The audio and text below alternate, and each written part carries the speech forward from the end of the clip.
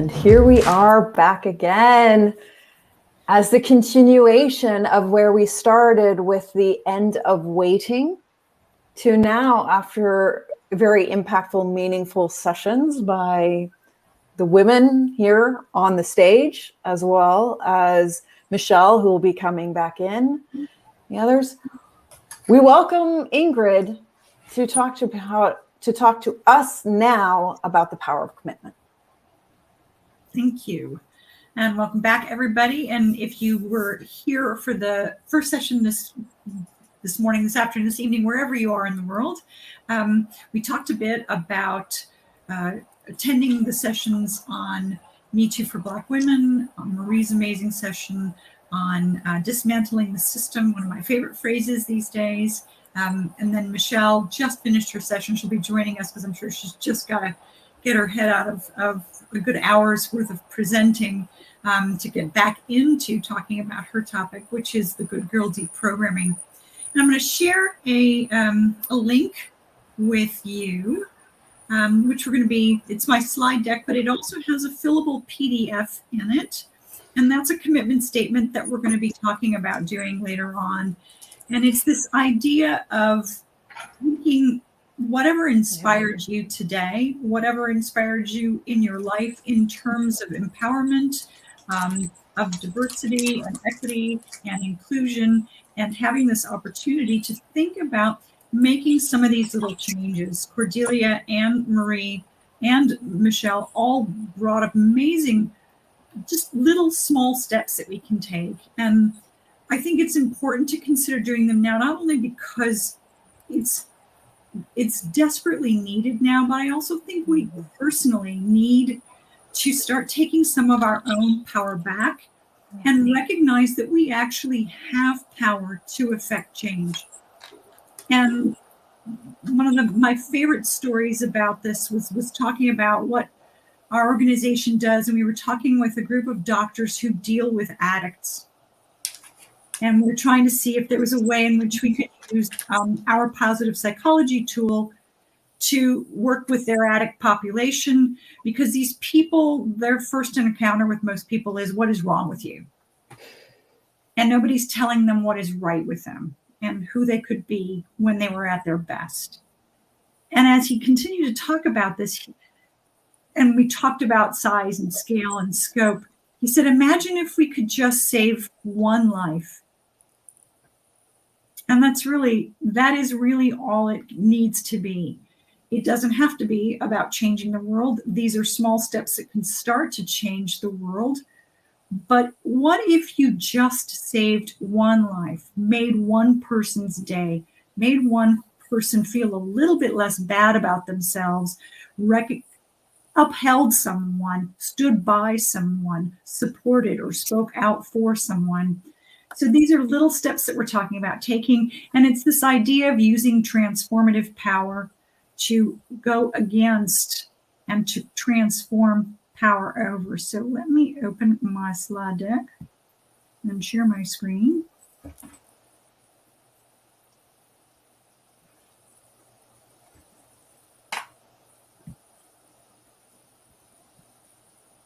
And let me know when that shows up.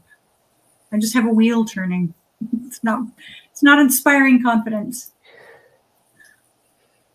Otherwise, I think I have it.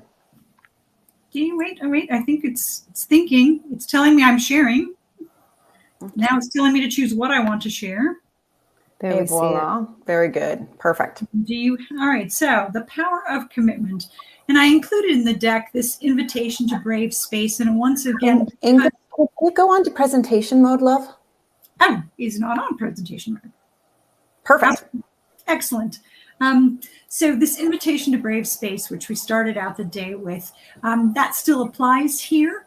And so I brought it back up just to have it on the screen to talk about it briefly before we go on to the other slides. And that is just, it's not going to be a perfect space, but it will be our brave space together. And in this space, what I hope for us to do today is to work side by side at making some changes within our own lives, making a commitment to look at taking these these little steps, these baby victories that we can have to make some real change. And so the first transformative power I want to talk to is this power within. And it's something that I really think as women, we need to nurture and recognize that we actually can be powerful. Sometimes I really object to the word empowerment because it makes it almost seem like it's a gift that somebody has to give me. And I feel like, I'm actually quite powerful if you would just get out of my way and stop preventing me from exercising my power. I'm actually pretty powerful right on my own. So can we, Michelle brought this up, develop opportunities for self-care and making self-care a priority, and don't feel guilty about it.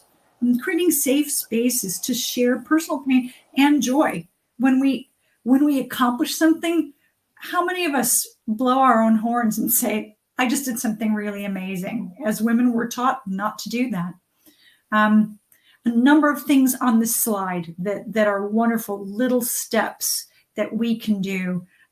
Think about experiences in your life that made you feel powerful, and then tie that to what are those sources of power? Is it your persistence? Is it being informed? Is it your righteousness?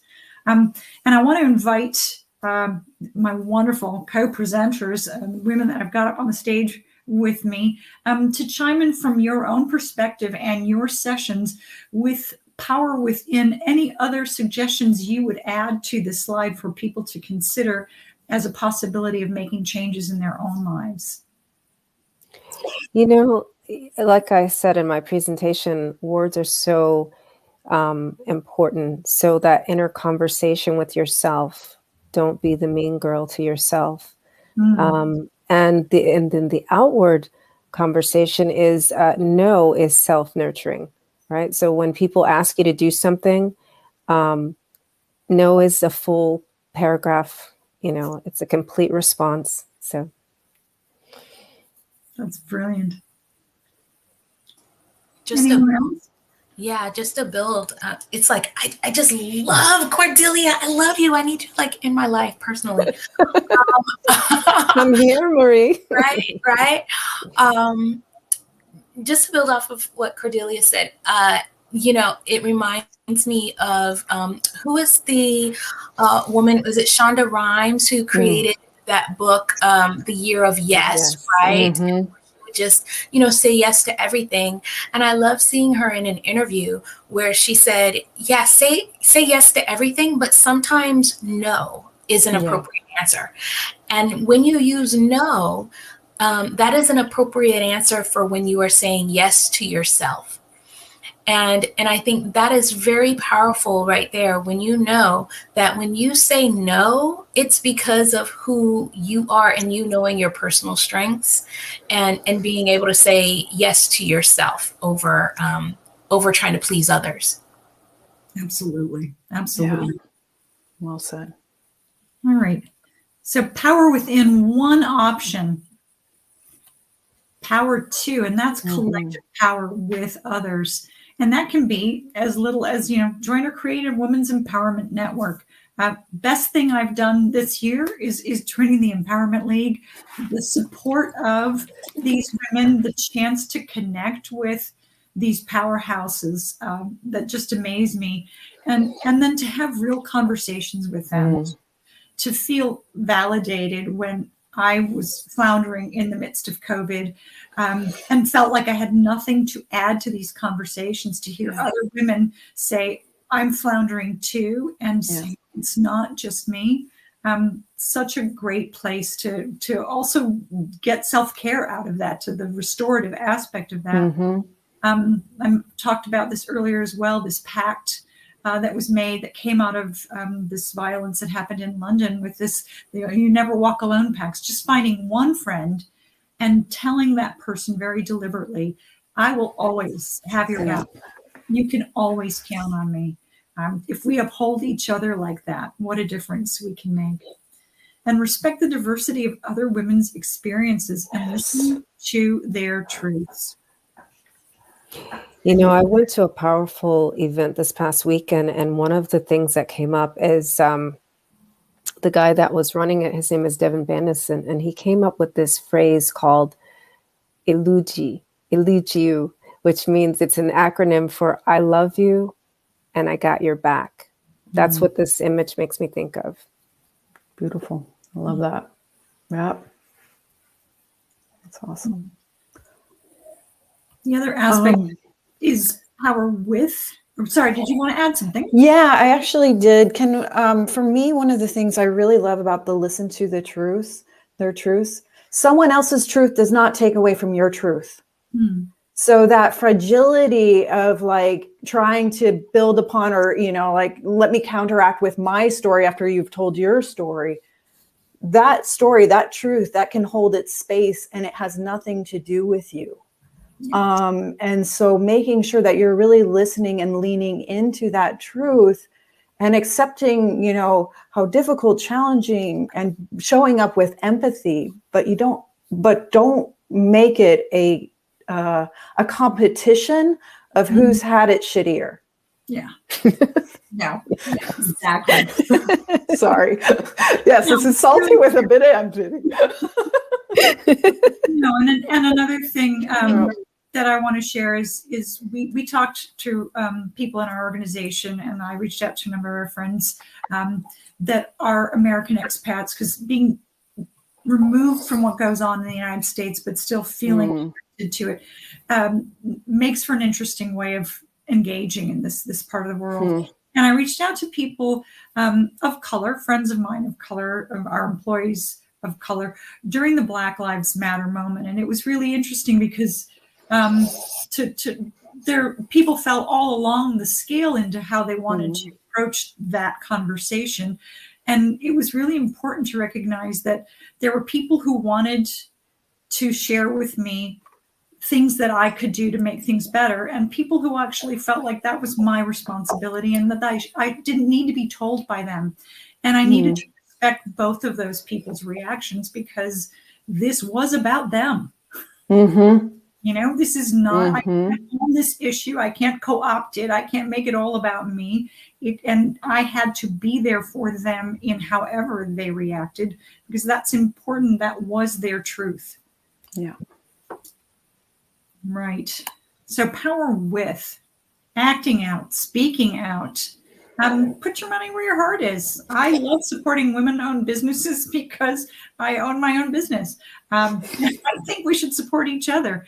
And that can be tougher to do than you think. A lot of women-owned businesses are very much have that image projected. And in fact, the ownership ultimately is predominantly male. Looking for opportunities to acknowledge women, see their contributions, their achievements, acknowledge their struggles, their success, and really see people. Empower women to advocate for themselves and stand up and speak up for women. Anyone want to add a thought here before we go on to the next slide? For me, it can be as simple as acknowledging. So one thing that I think people oftentimes forget, they're like, oh, well, I'll tag them, or I'll, which is nice and it's really good. But these messages, like, I can't tell you, like, that support of like saying, I see you and great job, and just having that discussion or having a little check-in. So the power with is also that aspect of how are you connecting with someone and appreciating what they bring to the table, and acknowledging that wonderfulness, or acknowledging when you see that they're struggling.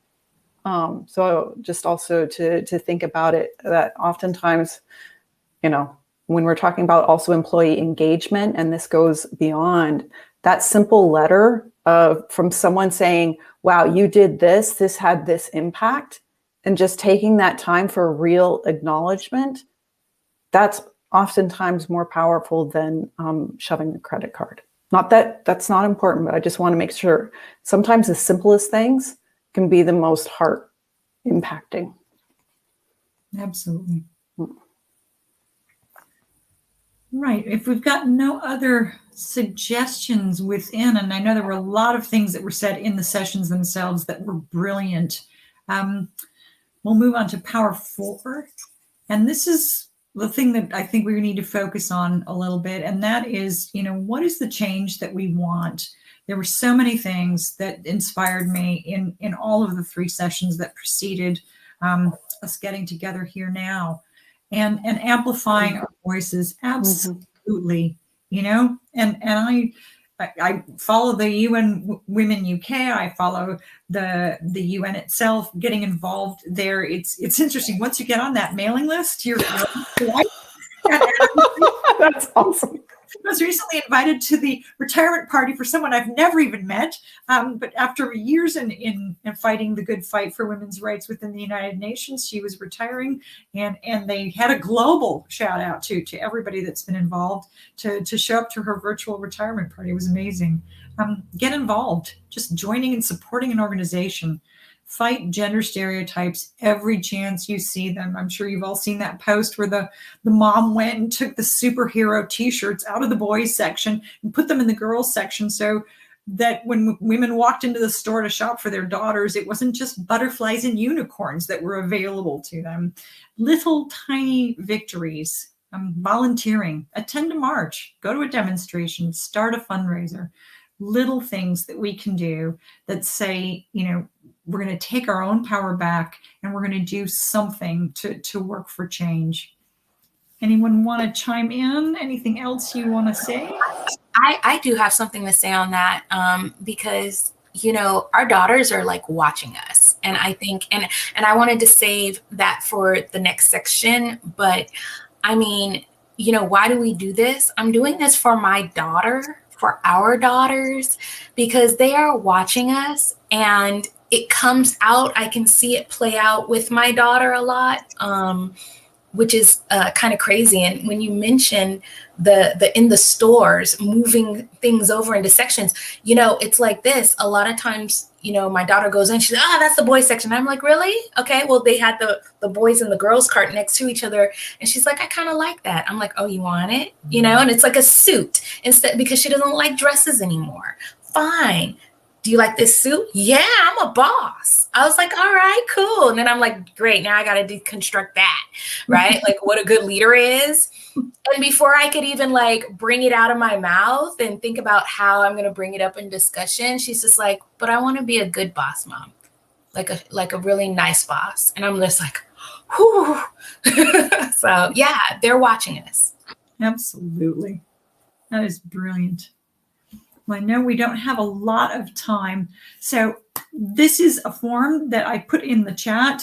It's fillable PDF, and I would love it if you could just take a few minutes, think about what do you want to cultivate within yourself, your power within, your power to, with or for. What could you write down as a commitment, thinking about what you want to achieve, what impact you want to have, and also why is it important to you? Marie's comment about the daughter. I mean, I am doing what I'm doing for my daughter. I want her to have the world that I thought I was going to have and didn't.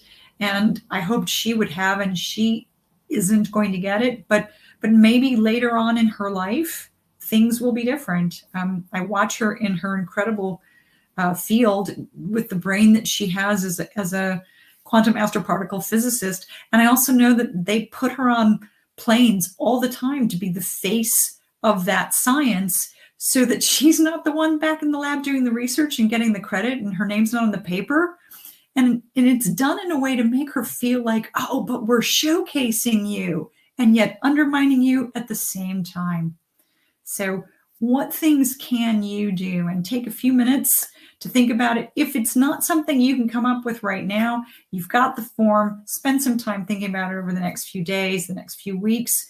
Fill it out, print it out, stick it on your fridge, put it up in your cubicle, wherever you want, and have this motivate you to do something. And so I'm going to stop sharing right now, because you all should have that document. And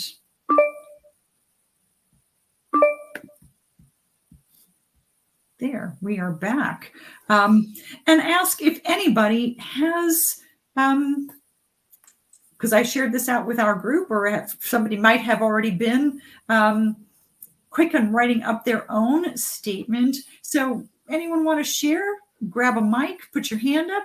Michelle, ready to go. Ready to go. Yes, I did my homework. Well done, Not planned. Michelle. So yes, commitment statement written. Wow.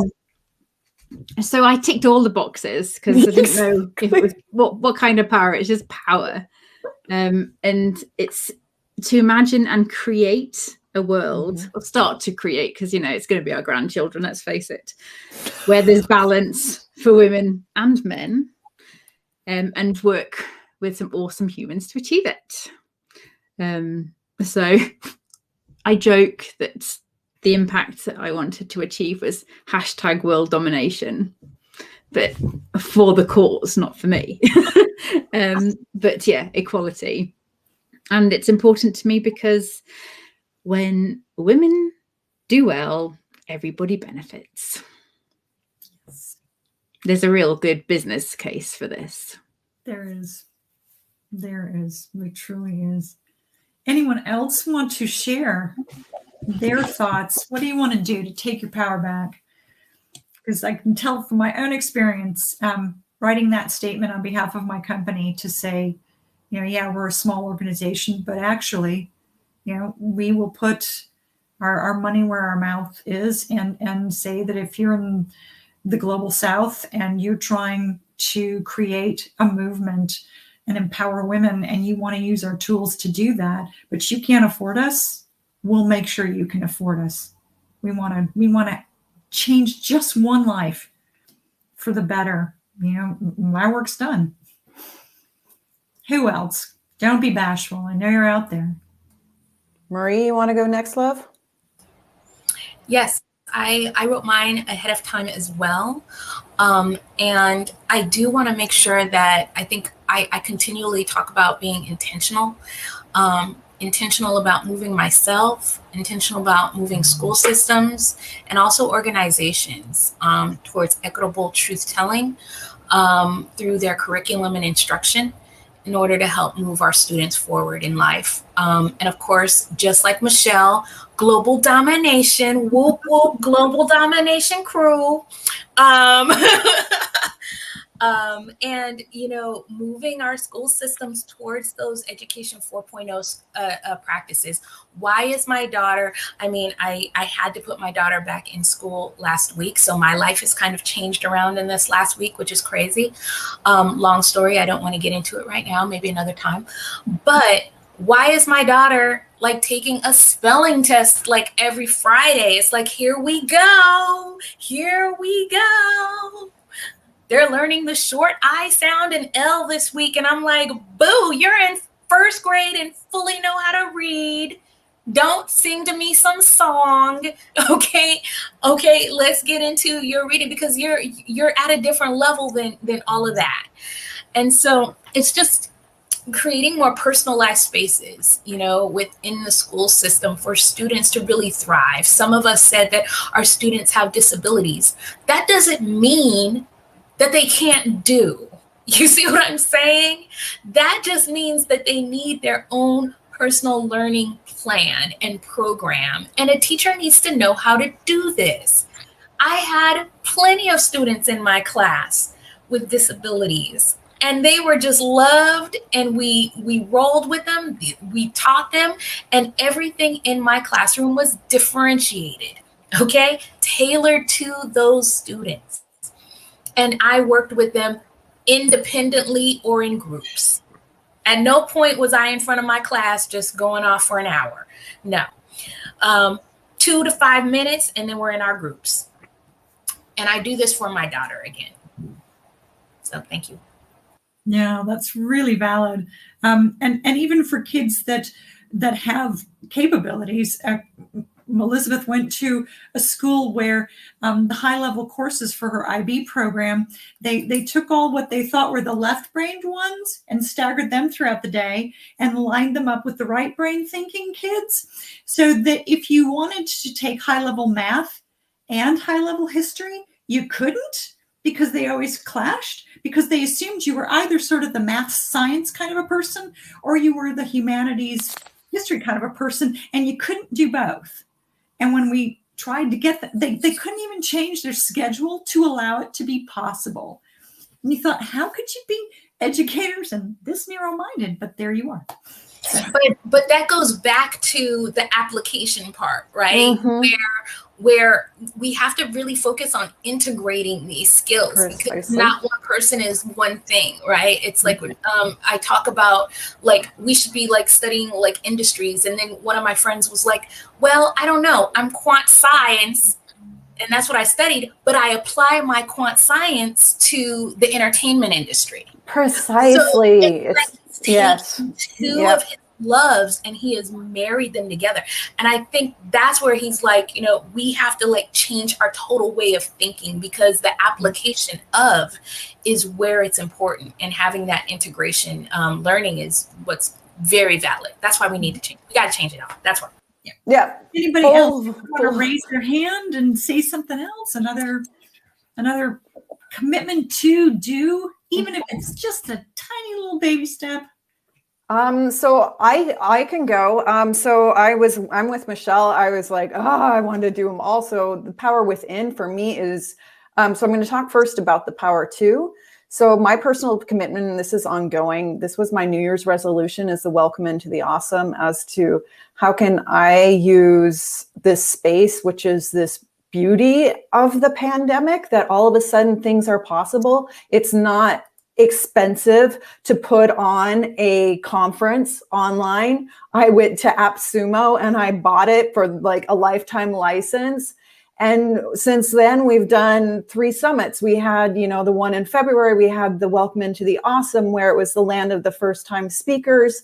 And here now with this Career Growth Summit to say, what skills do we have in learning and talent? Heck, we can workshop. And these workshops are so needed. So how do we foster by enabling that all of us can go through this experience together and hopefully get that inspiration, but also the social connections to say, how can we move this forward in our community? How can we move this forward within our function, our organizations, whatever we're trying to do, to say, how can we welcome others into this awesome by seeing the beauty of the expertise and the differences that we have. I mean, the last 2 days have been a testimony to the wonderfulness that is the potential within our people. And so how do we help folks actualize and build confidence while they're building competence? And that is my galvanizing force to say that's why I do what I do. So you guys make me want to cry, because this is why I hate imposter syndrome as a term, because I said it, it's not hysteria. We're just nervous. We need that support. We need that going into that space. And if we can offer that, we can change the world into that world domination. Fabulous. Thank you for sharing that. That is amazing. Well, and I'll share the other part of that, because my other one big struggle is the power within. So I don't know if anybody knows that I'm actually a total crab. Like, this is total brave space for me. Like, I hate being vulnerable. I hate going out. I would much rather be the person in the background. But it's that aspect of, if you have a purpose, if you have an idea around the contribution you want to make, you're going to get out there. You're going to get up that gumption. Okay, maybe in the morning you're going to go and just hide away, and your husband's like, where are you? But find that space, find that purpose, and find that power within. And then I have a very good friend in Ingrid who is encouraging me to defend my space. And so here we are all learning. We are all on this journey. And so take that tribe. They're going to help you. Yeah. Thank you. That's a wonderful share. Thank you so much for being brave and for reclaiming your power, because you are one of the powerhouses I've been talking about all day. All the women on this screen are. Women in the audience are. And my husband, he's in the audience. I got to give a shout out to the man who has just supported me. But if we can all do that for each other and make these little changes, we can change the world. We really can. Just this year, to think about where I was before this Empowerment League and where I am now with this group of women supporting me, I do feel like I can do what I need to do, that I got this, because it's wonderful to be supported. And and nurtured by an amazing group of women. So, all right, brave space. Who else wants to give their commitment to making a little change in their lives? And that can be, I'm going to take a bath with a glass of champagne every Sunday afternoon. I'm being very specific now, without guilt, and give myself a little space for self-care. It doesn't have to be huge. Anyone else want to share? No? Well, I think we may have gone over. Have we gone over? I'm going to, oh, I love this. Rachel is sharing this. She's going to stop saying sorry. Yes, and those of us in England can completely identify with this because it is the thing we say. If someone steps on our foot, we say sorry for putting our shoe underneath their foot. Yeah, something doesn't land well. No, it doesn't matter. Love that. Love that. Absolutely. Rachel, amazing. I think we should all take that one home.